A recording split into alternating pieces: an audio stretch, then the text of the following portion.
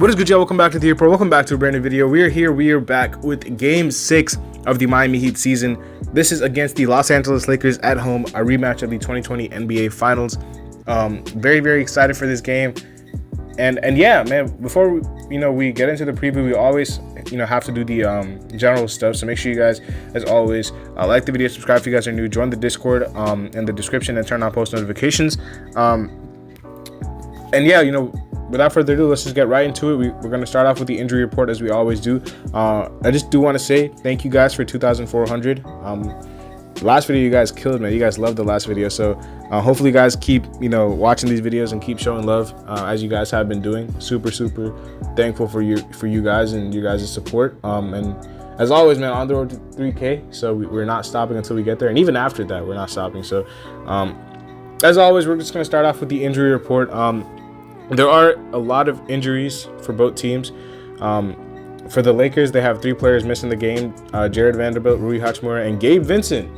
I was looking forward to seeing Gabe, playing, but he's not going to be playing. He's going to be out, so it's not going to be a Heat reunion with Gabe Vincent.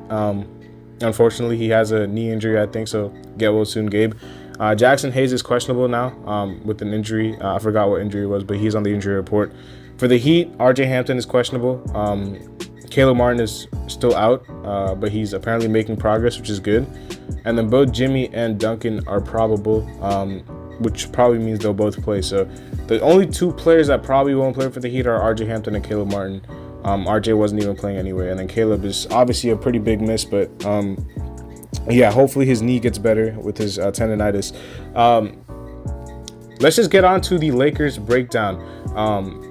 Key observations: they are almost dead last in 3-point percentage. They are 29th. They do not shoot the 3-point shot well at all. They are 5th, however, in free throws attempted, so they get to the rim and they draw fouls. They're 2nd in blocks. Anthony Davis is a very good rim protector down below.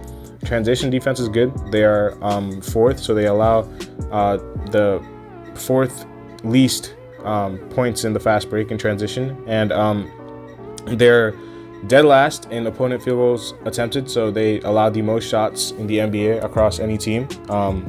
And overall, they are bottom 10 in both offense and defense. So it hasn't been a good start for the Lakers. They're 3-3, and if we win this game, we'll have the same record as them. So yeah, it hasn't been an amazing start for them.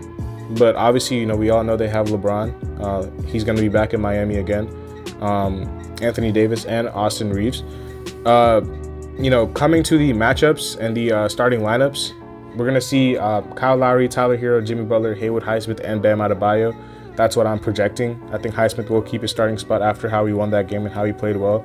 I'm so sorry it says Nets. It's supposed to say Lakers, but I used the same template for all these videos, so I didn't edit that out properly. But it's D'Angelo Russell, Austin Reeves, LeBron James. I'm expecting Taurean Prince to start because he's healthy now and they don't really have anybody else at that position. And then Anthony Davis will be the 5 for them. Looking at matchups, we're going to have to see who guards who. I'm expecting them to put Haywood on LeBron. It's a big matchup for Haywood Highsmith, but I think he can do a pretty good job on him. Bam is obviously going to be guarding AD.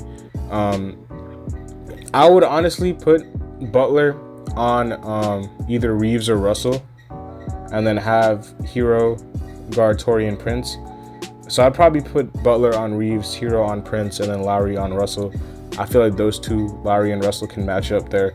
Hero, I think Reeves does a lot more with the ball than Prince, so you probably want to put Hero on Prince because Prince is just going to be spotting up in the corner or on the wing, and then Butler will be guarding Reeves. So Reeves is not an incredibly tough matchup at all, but it's just, I'd rather have Butler on him than Hero. I think Jimmy can take some, Jimmy guarding LeBron is going to be taxing for him because he's going to also have to be playing really well on the offensive end. So I think putting H on LeBron is a good idea for us. And then obviously Bam and AD, that's the biggest matchup. I think that's Bam and AD is the matchup to watch here because, both have started off really well. AD is really the Lakers' whole defense, as is Bam for us. So listen, I'm super pumped for that matchup. I think that matchup is going to be key. I think it's going to be very fun to watch. Both Kentucky guys. Obviously AD is further along in his career, but Bam is getting there, man. And I feel like Bam can really make it tough on AD offensively. We're going to get to the keys, but one of the keys that I have is stopping AD. That's the key. I think, if you slow down AD, it's really just LeBron, because I don't really trust anybody else on their team. Reeves has not gotten off to a good start, and the other role players are very, very inconsistent. So, listen, I think AD is the key to that team, both offensively and defensively. LeBron is going to do his thing offensively, but defensively, AD carries that team. And offensively, if you let AD go off for 25, 30, it's going to be a long night for you. So I think Bam's going to have to do a really good job matching up against AD. And just speaking of the keys, let's get to the keys, man. Listen, the Lakers are not a good shooting team. You got to make sure you bait them into taking a lot of threes. They're almost dead last in three-point percentage. They're 29th. Listen, this is a team that doesn't shoot the three-point shot well. LeBron and AD, the two best players, do not really shoot the three-point shot well either. So that starts off with them. Even their role players have been very inconsistent from three. Prince looked good in the minutes that he's played in. I'm not gonna lie, that was a good pickup for them. But Reeves has not been that great, and neither has Russell. So you'd rather them keep shooting the three-point shot. You got to force them to be a shooting team rather than a driving team, because they do draw a lot of fouls. AD, and LeBron both in particular draw a lot of fouls, and you got to make sure you slow them down and contain them and don't put them on the free throw line. Bam has to make sure he doesn't get himself in foul trouble guarding AD. I think Bam will do a good job, but you got to make sure you don't send them to the free throw line every time. The Lakers don't really have the best perimeter defenders. Reeves and Russell. Reeves is okay. Russell is not that great. I think Hero's going to have a big night against them. I'm not sure who's going to guard Hero or Butler on their team. Like I said, their defense isn't that great at all, unless it's protecting the rim, which AD, it's basically just AD. That's why they're second in blocks, is because AD is a very good rim protector.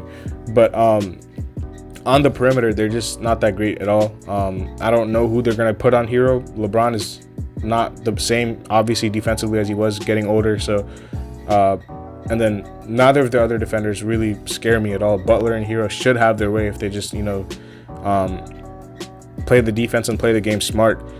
Bench scoring is a huge advantage for the Heat just on paper right now, because the Lakers are missing a lot of key pieces. They don't have a backup point guard right now. Obviously, Gabe is out, and then Jalen Hood-Schifino, their first-round pick, is not playing either. So, listen, we don't have a backup point guard technically, but Josh Richardson is there, and then I think Duncan will play. Lakers really only have Cam Reddish and Christian Wood if Jackson Hayes doesn't play, because he's questionable. So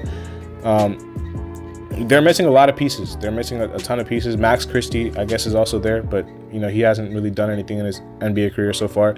The Heat have obviously Jay Rich, Duncan, Jaquez, Love, Jovic if he plays, and then Thomas Bryant. So they have a lot of advantages on that bench. I think bench scoring is a key advantage for the Heat. We got to take advantage of the fact that the Lakers are missing a lot of key players. And then you again cannot send Lakers to the free throw line. They're one of the best teams at drawing fouls. They're top 5 in free throw attempts, and they also do allow the most shot attempts in the NBA. So you got to make sure you capitalize on on that, and then make sure you take advantage of the fact that they're giving you that many shots. You got to knock them down. You got to make sure you're making your shots, making our threes, where the Heat are actually doing pretty well from three. We're top 5. We got to make sure we keep continuing that form.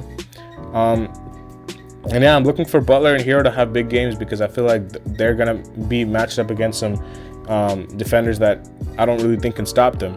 I think AD is a good defender. Obviously, he's one of the best. So I think him and Bam will be a good matchup. I think they'll both do a good job on each other. But the perimeter guys with Butler and Hero, I feel like they have to make sure they take over this game, because the Lakers don't have anybody who can guard them. And then obviously it's a must-win game. I know we just came off a win, but we got to make sure we get back on track. We're 2-4 right now. Other news, I feel like we haven't talked about the court and the jerseys and the in-season tournament. Listen, the in-season tournament is a cool concept. Obviously, this is not a game of the in-season tournament. That was the last game against the Wizards, but just talking about it in general, I feel like it's a cool concept. As a person who watches soccer and these other sports, like in-season tournament is a good idea. I really like the concept, because it's like the Champions League in soccer and these other sports. Like you have group stages and you have like knockout stages, and it's the concept itself. It's cool, but I just don't know how it's gonna work out in the NBA. Listen, like a lot of people don't even know what's going on. Like I've seen Bones Highland talk about it. Dame doesn't know what's going on. Like I don't think they're caught up to speed with exactly what the in-season tournament is. But the concept is cool, you know, just having something to play for viewership. It's a good idea. I do like the idea. The courts are terrible. I do not like the courts at all. Now the Heat just came up with a new court yesterday, which is like their Heat culture court. It's like they have like the whole like slogan on their in the paint on both paint areas, where it's like hardest working, most unselfish, best conditioned, most professional, toughest, meanest, nastiest team in the NBA. I think something like that, right? Listen, that's pretty hard, but bro, you gotta play to that. You gotta play to that, because if you don't, it's gonna be an absolute clown fest on social media, bro.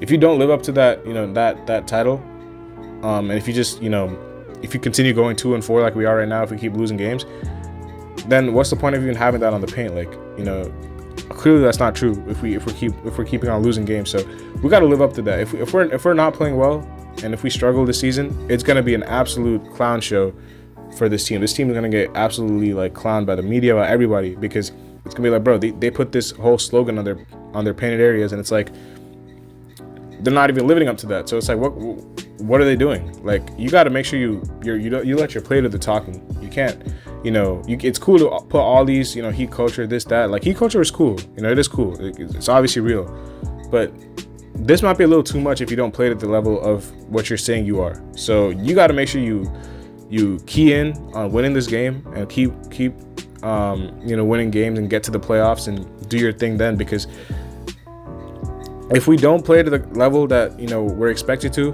because we're putting the pressure on ourselves by putting all this on the court. So if we don't play to that level, then it's going to be an absolute, you know, roast session for every single NBA team and fan out there. So you got to make sure you take advantage of that. The jerseys, I'm not going to lie, bro. I might be the only one who actually likes the jerseys. Now, the only reason I like the jerseys is because of the color scheme. I'm a huge fan of the black and red color scheme. That's one of my favorite, you know, color schemes on a jersey for any team.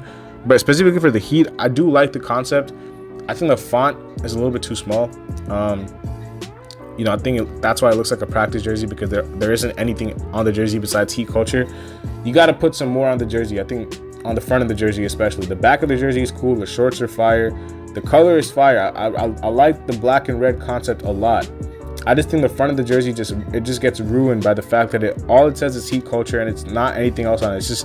It just doesn't look like anything more than a practice jersey with the front of the jersey. That's why people don't like it. So I get it. Like, it's not obviously like not one of my favorite jerseys ever, but I actually like the jersey, like, because of the color scheme and the shorts in the back. The front just ruins it for me. That's why it's not like, you know, really, really good, but it's okay. It's decent. I'm not mad at it, but that's my thoughts on the in-season tournament, the new court, the new jerseys. The Heat have to play up to what they're saying they are, because you got to let your play do the talking here. It's cool to say you're the hardest working and best conditioned and all this, but it doesn't matter if you're not winning games. So that's my only thing with that. You know, you got to prove it, and they did prove it last year, which is why they were getting their flowers. But it's a new season. What happened last year doesn't count. It's a whole new year. It's a new team. It's a different league.